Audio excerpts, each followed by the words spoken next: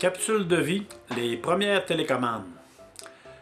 Je ne sais pas si vous vous en rappelez, au début des années 80, fin des années 70, à Saint-Félicien, en tout cas, il y avait Gagnon Câble, la compagnie de câble,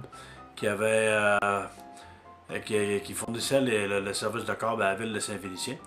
Puis dans ce temps-là, il y avait comme des grosses boîtes là, avec un câble en acier, là, un câble qui partait de la boîte, allait jusqu'à la télécommande. Puis il y avait un grand câble qui ça nous servait, on pouvait changer de canal avec ça. Puis un moment donné, il en a sorti un modèle sans fil.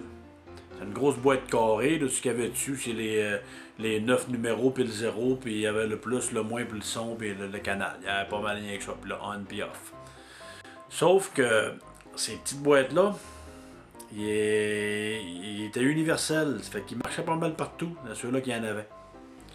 Ça fait que moi, ce que je faisais, c'est que quand mes parents étaient couchés, je pognais la télécommande, puis j'allais me promener.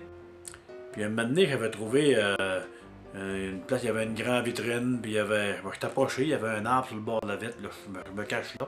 Puis là, on voyait la TV, puis il y avait un bonhomme qui écoutait la game de hockey. Ça fait que. Là, je levais la télécommande, puis là, je change son canal. Là, je vois le bonhomme qui réagit. Voyons.